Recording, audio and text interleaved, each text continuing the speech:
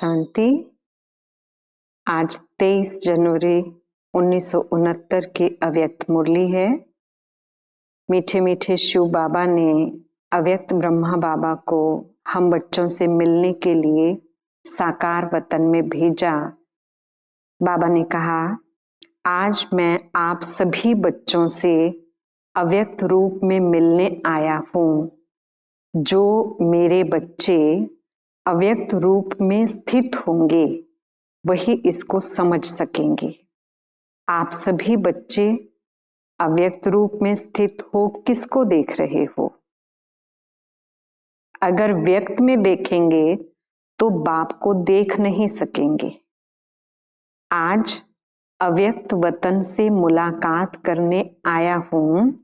अव्यक्त वतन में आवाज नहीं, परंतु यहां आवाज में आया हूं। अभी यह अव्यक्त मुलाकात है। फिर शिव बाबा और ब्रह्मा बाबा की सूक्ष्म वतन में चली हुई रूह रिहान के बारे में अव्यक्त ब्रह्मा बाबा ने बताया। शिव बाबा ने पूछा, वतन का अनुभव करने के लिए तैयार हो? तो अव्यक्त ब्रह्मा बाबा ने कहा, जो बाप की आज्ञा, जैसे चलाएंगे, जहां बिठाएंगे, जिस रूप में बिठाएंगे।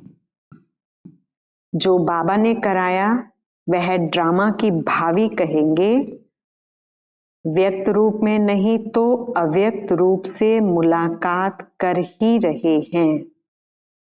सर्विस की वृद्धि वैसे ही है, बच्चों की याद वैसे ही है, लेकिन अंतर यह है वह व्यक्त में अव्यक्त था और यह अव्यक्त ही है। लेकिन जो नयनों की मुलाकात बच्चे जानते होंगे, वह नयनों से इस थोड़ी सी मुलाकात में अपने प्रति शिक्षा, डायरेक्शन ले लेंगे। आप सभी को वतन में तो आना ही है। बच्चों से मुलाकात करने के लिए हर वक्त हर समय तैयार ही रहते हैं। अब जहां तक बच्चों की जितनी बुद्धि क्लियर होगी उसी अनुसार ही अव्यक्त मिलन मना सकेंगे।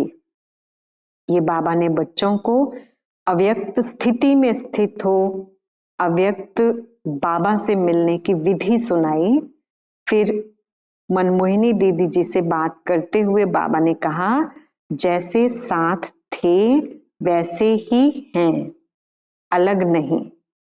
अभी शक्ति स्वरूप का पाठ प्रत्यक्ष दिखाना है। जो बाप की शिक्षा मिली हुई है वह प्रैक्टिकल में करके दिखाना है। पूरा शक्ति स्वरूप बन जाना, शक्ति से औरों को भी शक्तिवान बनाना। फिर अव्यक्त ब्रह्मा बाबा ने कहा कि मीठे मीठे शिव बाबा दृश्य दिखा रहे थे आप सभी बच्चों का, आप अस्थियां उठा रहे थे। तो बाबा ने कहा, अस्थियों को नहीं देखना, स्थिति को देखना। रग रग में स्थिति थी तो बाहर से वो अस्थियों को रखा है, परंतु इसका अर्थ भक्ति मार्ग का नहीं उठाना। इन अस्थियों में जो स्थिति भरी हुई है हमेशा उसको देखना है।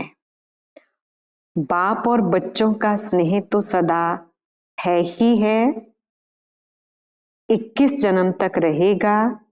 आप सभी सत्युगी दुनिया में साथ होंगे, राज्य भाग्य साथ पाएंगे, साथ ही हैं, साथ ही रहेंगे जन्म जन्मांतर तक। कभी ऐसा नहीं समझना बाप है दादा नहीं है या दादा है तो बाप नहीं है। बाबा ने कहा, हम दोनों एक दो से एक पल भी अलग नहीं हो सकते हैं। ऐसे ही आप भी अपने को त्रिमूर्ति समझना, अपना स्वरूप और बाप दादा, ये सदा याद रखना। इसमें ही आप बच्चों का कल्याण है। कल्याणकारी बाप जो कहते हैं, जो करते हैं, उसमें ही कल्याण है। एक एक महावाक्य में, एक एक नजर में बहुत कल्याण है। लेकिन स्थूल को परखने वाले कोई अनन्य और महारथी बच्चे हैं। अब आप भी इतना ही शीघ्र कर्मातीत स्थिति में स्थित रहने का पुरुषार्थ करो, जैसे यहाँ हर समय बाप दादा के साथ व्यतीत करते थे, वैसे ही हर कर्म में हर समय अपने को साथ ही रखा करो। बच्चे, यही शिक्षा याद रखना, यह कभी भूलना नहीं। संबंध, स्नेह, स्मृति स्वरूप, साथ साथ सरलता स्वरूप, समर्पण और एक दो के सहयोगी बन सफलता को पाते रहना। सफलता आप सभी बच्चों के मस्तक के बीच चमक रही है।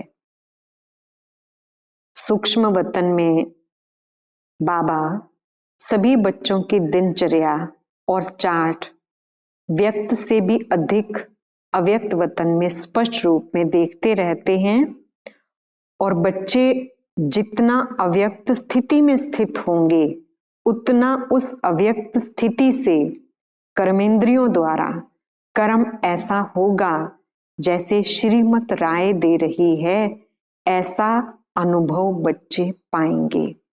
अब अपनी अव्यक्त स्थिति के आधार से ऐसा कर्म करना जैसे श्रीमत के आधार से हर काम होता रहा है।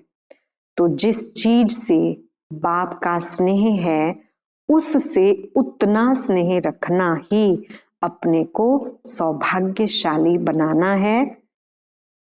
रग रग में किसके प्रति स्नेह था? 5 तत्वों से नहीं, स्नेह गुणों से ही होता है। स्नेह था, है और रहेगा। स्नेह आत्मा के साथ और कर्तव्य के साथ ही है, तो फिर शरीर क्या? तो अंत तक साथी रहेंगे। जिसका बाप के साथ स्नेह है, वही अंत तक स्थापना के कार्य में मददगार रहेंगे। इसलिए स्नेही होने की कोशिश करो। कैसी भी माया आवे, माया जीत बनना। जैसे बैज लगाते हो ना, वैसे मस्तक पर यह विजय का बैज लगाओ। मधुबन का नक्शा सारे वर्ल्ड के सामने म्यूजियम के रूप में होना चाहिए। अविनाशी भंडारा है, इसका अभी और ज्यादा शो करना है। जैसे सभी बच्चे पत्र लिखते थे, वैसे ही लिखते रहना। जैसे डायरेक्शन लेते थे, वैसे ही लेना। जो भी बात हो मधुबन में लिखते रहना, पूरा कनेक्शन रखना। दूसरों को भी अपनी अवस्था का सबूत देना। फिर प्यारे अव्यक्त ब्रह्मा बाबा बच्चों को बहुत सुंदर शिक्षा देते हुए बोले, अब तो आपका वही यादगार जो आकाश में है, दुनिया वाले इन आंखों से देखेंगे कि यह धरती के सितारे किसकी श्रीमत से चल रहे हैं। अच्छा, ओम शांति।